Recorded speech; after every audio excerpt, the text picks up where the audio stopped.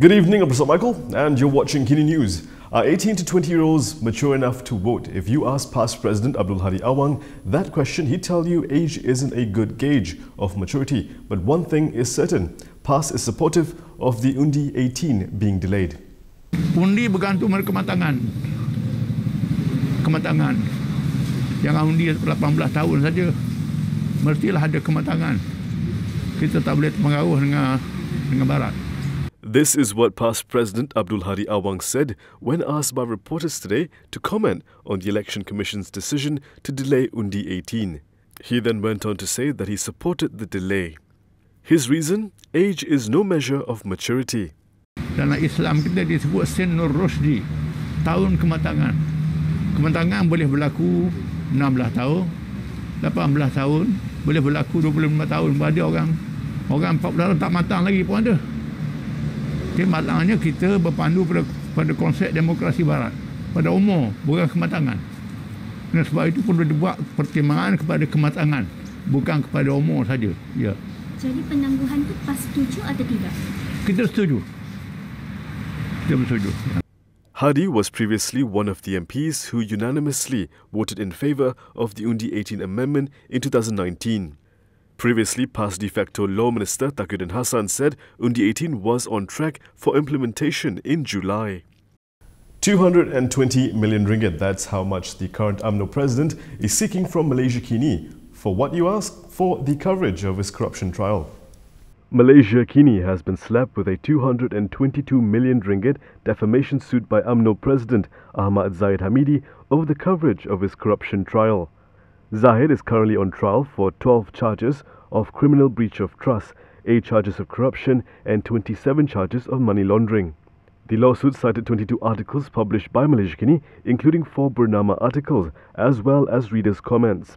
The suit filed on March 24th named Malaysiakini, Editor-in-Chief Stephen Gunn and a journalist as defendants.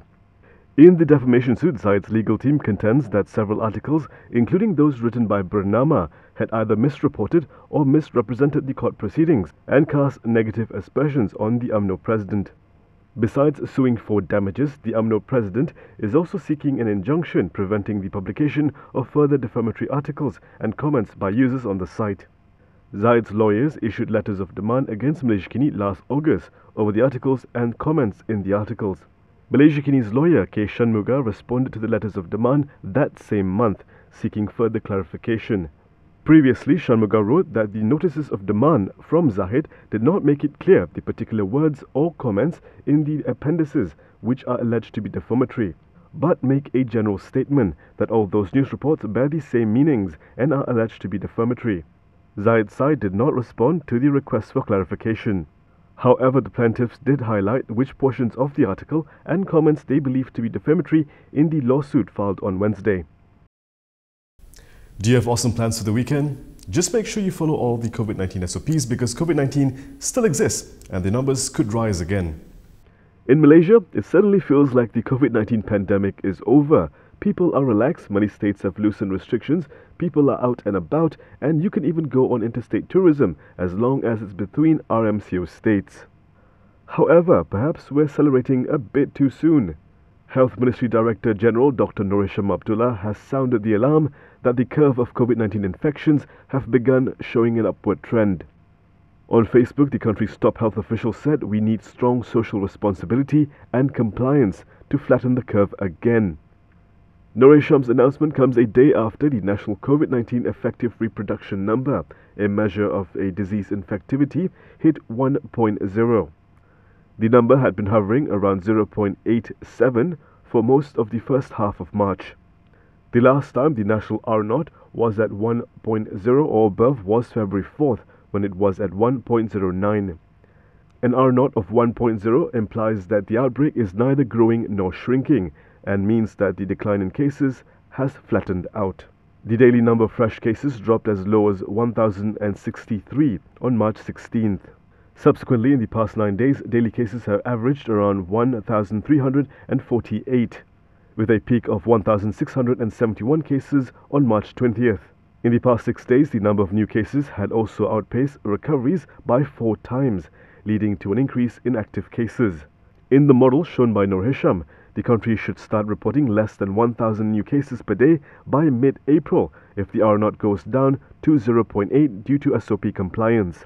However, if the R0 increases to 1.2, the daily cases could go up to above 2,000 per day in mid-May. The Undi 18 delay didn't come as a surprise to Najib Abdul Razak. In fact, he says he was expecting it from PN, and he knows why.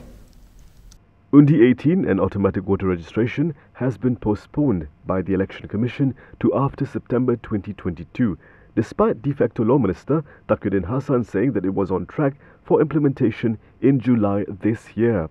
The EC pinned the delay on the Movement Control Order, saying it had affected planning and preparations to lower the voting age. Reacting to the news on Facebook, the former Prime Minister, Najib Abdul Razak, said the move could cost the Perikatan Nasional Government dearly. He said young Malaysians will not forget that the PN government had breached its promise. Najib also said that he was disappointed that the promises given in the parliament were not kept because it was not logical for the government to take 3 years to implement Undi 18.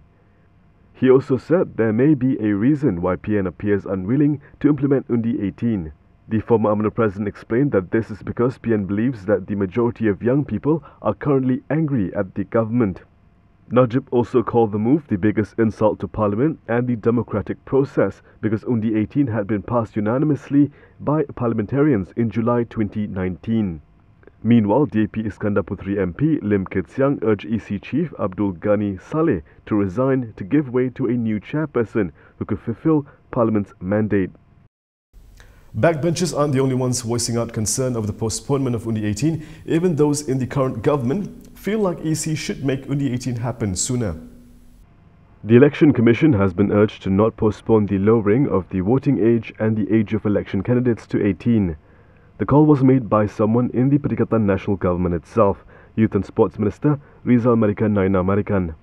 Critics have argued that there was no reason why the existing voter registration system cannot be extended to 18-year-olds now, even if automatic registration is delayed. Rizal said eligibility for 18-year-olds to vote and become a candidate can be considered by the EC to be implemented earlier. He explained that this would give youth space for democratic participation and they can immediately register as voters before automatic registration is enforced. Rizal, who was one of the MPs who supported the age-lowering amendments in the Dewan Rakyat, said he was disappointed by the EC's decision. Fellow AMNO Minister Khairi Jamaluddin tweeted that he and Rizal will raise the matter in the Cabinet to press the EC into implementing Undi 18 immediately. In a related statement, Khairi said the EC, citing the MCO for the delay in lowering the voting age, was unreasonable. Under the new EC timeline, youths aged 18 to 20 will most likely miss out on the 15th general election, which is widely expected to be held once the state of emergency ends in August. The EC has estimated that there are currently around 1.2 million youths aged 18 to 20. And that is all from me today. For more stories, you can go to kinitv.com. You can also follow us on Instagram, Twitter, YouTube and Facebook for the latest news updates. Before we go, if you'd like to support independent media, do consider subscribing to Malaysiakini.com. Head to our subscription page on Malaysiakini and check out all the attractive deals. I'm Prasad Michael. Thank you for watching.